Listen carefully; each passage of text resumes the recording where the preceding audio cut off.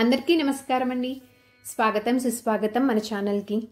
ఈరోజు వీడియోలో పోలాల అమావాస్య రోజున అమ్మవారి పూజ అనేది ఏ విధంగా చేసుకోవాలి, ఎలాంటి నైవేద్యములను నివేదించాలి, కందమొక్కని అసలు ఎందుకు పూజించుకోవాలి ఈ రోజున, ఒకవేళ కందమొక్క దొరకకపోతే ఏ విధంగా పూజ అనేది చేసుకోవాలి, ఇలాంటి అంశాలు అన్నింటి గురించి ఇప్పుడు ఈ వీడియోలో తెలుసుకుందాము. వీటితో పాటు పోలాల అమావాస్య వ్రతంని చేయడం వలన నా జీవితంలో జరిగినటువంటి పర్సనల్ ఎక్స్పీరియన్స్ అనేది కూడా నేను ఇప్పుడు ఈ వీడియోలో తెలియజేస్తానండి. వీడియోని స్కిప్ చేయకుండా చూడడానికి ప్రయత్నం చేయండి. అప్పుడే మీకు పూర్తి సమాచారం క్లియర్గా అర్థమవుతుంది. అయితే మనకి ఈ పోలాల అమావాస్య అనేది శ్రావణ మాసం ముగింపున వస్తుంది అండి. ముగింపు అంటే శ్రావణ అమావాస్యని పోలాల అమావాస్య లేదా పోలాంబ వ్రతమని అంటారు. ఈ పోలాల అమావాస్య ముఖ్య ఉద్దేశం ఏమిటి అంటే ఈ పూజని ముఖ్యంగా సంతాన సంరక్షణ కోసము, అంటే పిల్లలు ఎటువంటి అంటువ్యాధుల బారిన పడకుండా ఉండడం కోసము, స్త్రీలు వారి సౌభాగ్యం కోసము ఆచరిస్తారు. అంతేకాకుండా ముఖ్యంగా వివాహమయ్యి చాలా కాలమైన సంతానం కోసం ఎదురుచూస్తున్నటువంటి స్త్రీలు కూడా తప్పకుండా ఈ పూజని చేసుకోవాలండి. చేసుకోవడం వలన మంచి ఫలితం అనేది ఉంటుంది. అయితే ఈ పూజని ఈ శ్రావణ మాసం ముగింపున చేసుకోవడము కొంతమందికి కుదరచ్చు, కుదరకపోవచ్చండి. ఒకవేళ కుదరకపోతే కనుక మరలా దసరా సమయంలో మీరు వచ్చేటువంటి అమావాస్య రోజున చేసుకోవచ్చు. కొందరు ఇప్పుడు చేసుకుంటారండి, కొంతమంది ఏమో దసరా సమయంలో చేసుకుంటారు.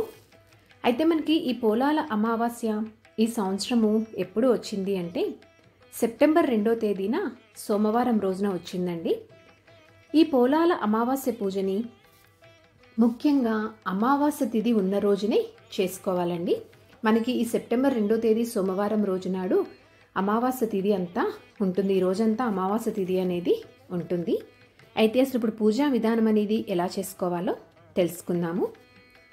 ఈ రోజున ఉదయాన్నే నిద్రలేచి తలస్నానం అనేది చేసి చక్కగా ఇంటిని పూజా మందిరాన్ని శుభ్రం చేసుకొని ఇంటి గుమ్మానికి మామిడి తోరణాలతోటి పూలమాలలతోటి అలంకరణ అనేది చేసుకొని గడపకి పసుపు కుంకుమ బొట్లు అనేవి పెట్టుకొని ఇంటి ముందు పూజా మందిరంలో చక్కటి రంగవల్లి అనేవి చేసుకొని చక్కగా అందంగా అలంకరించుకోవాలండి.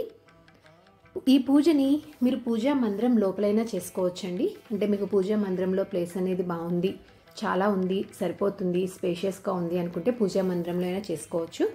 లేకపోతే ఏదైనా ఒక ప్రదేశంలో చక్కగా పీఠం అనేది ఏర్పాటు చేసుకొనైనా చేసుకోవచ్చండి.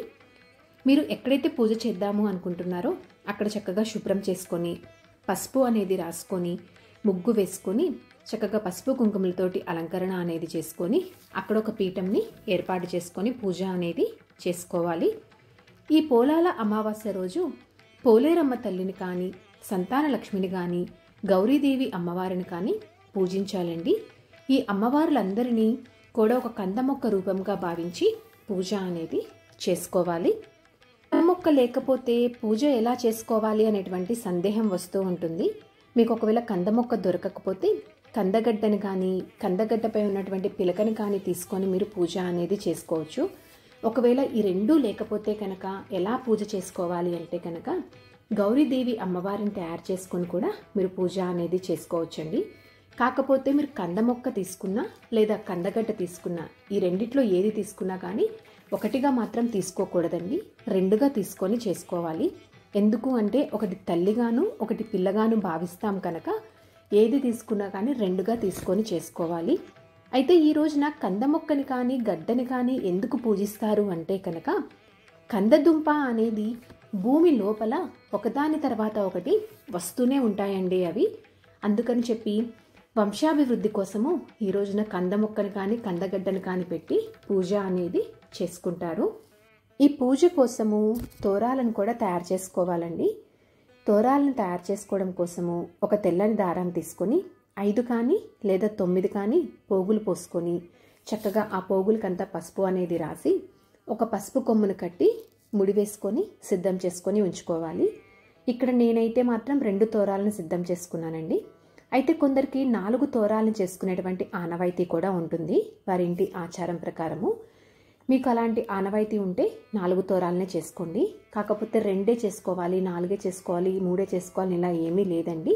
మీకున్న ఆనవాయితీ ప్రకారము మీరు ఇదే ఫస్ట్ టైం చేస్తుంటే కనుక మీరు ఉన్న దాని ప్రకారం 2 చేసుకోవచ్చు, 3 4 ఇలా చేసుకోవచ్చు. మీరు ఇలా తోరాలన్నీ కూడా సిద్ధం చేసుకున్న తర్వాత ముందుగా ఏర్పాటు చేసుకొని ఉంచుకున్నటువంటి పీఠం మీద ఒక ఇత్తడి ప్లేట్ అనేది తీసుకొని దాని మీద పెట్టుకోండి. అలా పెట్టుకున్నటువంటి ప్లేట్లోకి కొన్ని తమలపాకులు అనేవి తీసుకొని ఆ ప్లేట్లో పెట్టుకోండి. ఇప్పుడు అలా ఏర్పాటు చేసుకున్నటువంటి ఆ ప్లేట్లో కందదుంపల్ని పెట్టుకోండి. అయితే అమ్మవారికి ఎర్రటి పువ్వులంటే చాలా ఇష్టం అండి. కాబట్టి మీకు దొరికితే కనుక ఎర్రటి పువ్వులతోటి పూజ అనేది చేసుకోవడానికి ప్రయత్నం చేయండి. అయితే కొందరికి సందేహం వస్తూ ఉంటుంది. అదేమిటి అంటే కనుక ఈ పూజ అనేది ఆనవాయితీ ఉంటేనే చేసుకోవాలా, ఆనవాయితీ లేకపోతే చేసుకోకూడదా అనేటువంటి సందేహం వస్తూ ఉంటుంది.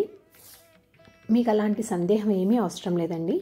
ఈ పూజ అనేది ఆనవాయితీ లేకపోయినా కూడా మీరు పూజ అనేది చేసుకోవచ్చు నిరభ్యంతరంగా.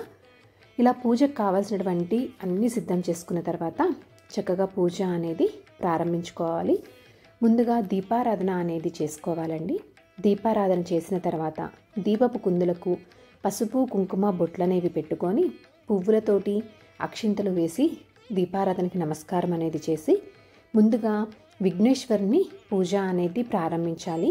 మనము ఏ కార్యక్రమం మొదలుపెట్టినా ముందుగా ఆ గణనాథుని పూజించిన తర్వాతే మనము కార్యక్రమం అనేది ప్రారంభిస్తాం కనుక ఆ గణనాథునికి ధూపదీప నైవేద్యాలతోటి పూజ అనేది చేసుకోవాలండి. ఇలా వినాయకుడిని పూజించడం అయిన తర్వాత అమ్మవారిని పూజించడము మొదలుపెట్టాలి. అయితే ముందుగా గౌరీదేవి అమ్మవారిని కూడా మనం ఇక్కడ పెట్టుకున్నాం కాబట్టి గౌరీదేవి అమ్మవారిని పూజించుకోవాలండి. ఆ తర్వాత పోలేరమ్మ అమ్మవారిని పూజించుకోవాలి. గౌరీదేవి అమ్మవారిని పసుపు కుంకుమ పూలు అక్షింతలు వేస్తూ గౌరీదేవి అష్టోత్తరం చదువుతూ వాటితో పూజించుకోండి. ఇలా గౌరీదేవి అమ్మవారిని పూజించుకోవడం వలన సంతాన సంరక్షణమే కాకుండా సౌభాగ్యం కూడా కలుగుతుంది.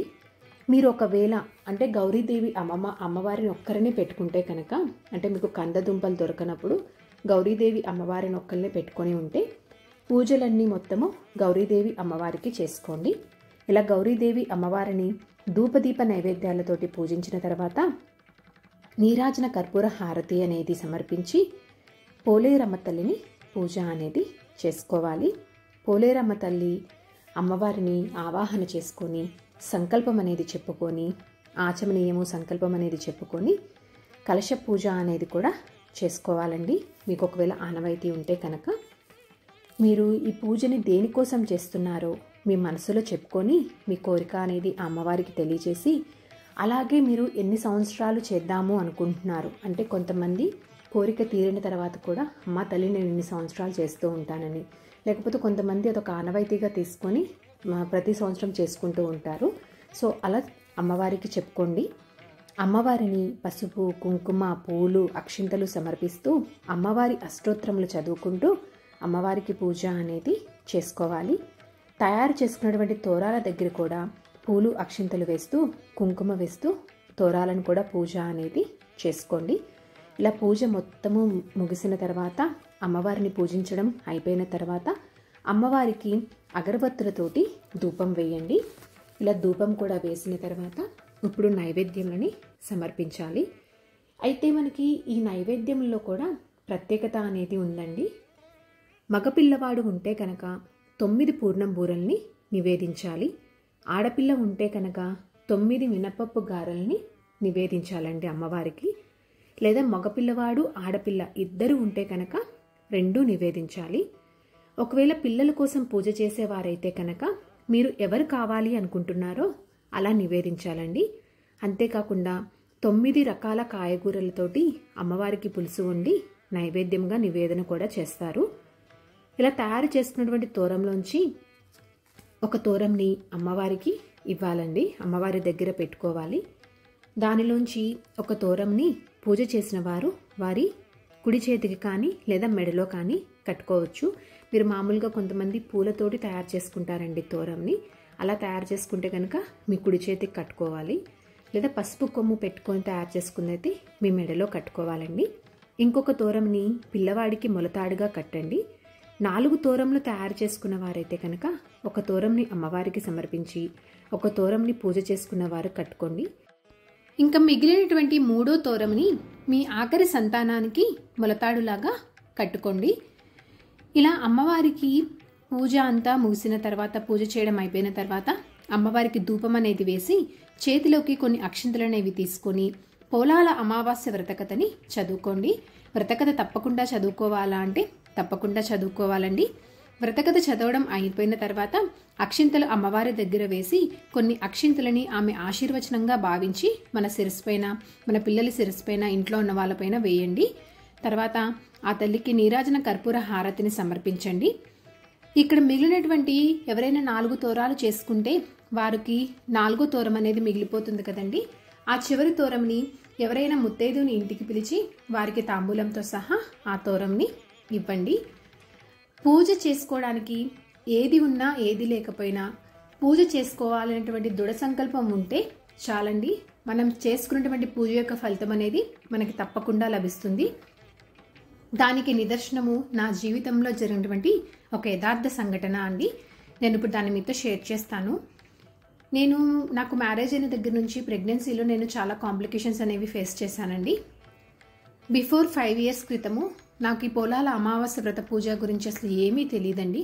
ఒకరోజు నేను బయట మార్కెట్కి వెళ్ళినప్పుడు అక్కడ కంద మొక్కలను అమ్మడం చూసి ఎందుకు అమ్ముతున్నారు అని అడిగితే అక్కడ ఒక అమ్మ చెప్పారు, ఇలా చేస్తారమ్మా ఇలా అని చెప్పి. సో నేను తర్వాత ఇంటికి వచ్చి ఒకసారి దాని గురించి క్లుప్తంగా తెలుసుకొని నాకు కంద మొక్క దొరకలేదండి, కంద దుంపలను పెట్టుకొని చేసుకున్నాను. నాకు వీలైనంత వరకు నాకు ఉన్న దాంట్లో నేను పూజ అనేది చేసుకున్నానండి. ఆ రోజున ఆ తల్లిని నైవేద్యాలు అనేవి కూడా ఇవి సమర్పించాలని కూడా నాకు అప్పుడు తెలియదు. మామూలుగా పరమాన్నం అలా చేసి కొబ్బరికాయని నైవేద్యంగా కొట్టుకొని నేను మా వారి ఇద్దరం కలిసి పూజ చేసుకున్నామండి. అలా పూజ చేసుకున్న తర్వాత మాకు వితిన్ 8 monthsలోనే నేను కన్సీవ్ అయ్యాను. ఇప్పుడు నాకు 5 years బాబున్నాడండి. ఇది నా జీవితంలో జరిగినటువంటి యథార్థ సంఘటన. మనం పూజ చేసుకోవాలి అనేటువంటి ఒక దృఢ సంకల్పంతో, భక్తి నిష్ఠలతోటి పూజ చేసుకోవడం వలన ఆ తల్లి తప్పకుండా మనని అనుగ్రహిస్తుందండి. సో ఇదండి ఈరోజు వీడియో. ఈ వీడియో మీకు తప్పకుండా నచ్చిందని అనుకుంటున్నాను. అలాగే మీకు ఉపయోగపడిద్దని అనుకుంటున్నానండి. ఇంకొక మంచి కంటెంట్ తోటి, ఇంకొక యూస్ఫుల్ వీడియో తోటి మిమ్మల్ని మళ్ళీ కలుస్తాను. ఈ వీడియో కనుక మీకు నచ్చినట్లయితే లైక్ చేసి మీ సపోర్ట్ అందిస్తారని ఆశిస్తున్నాను.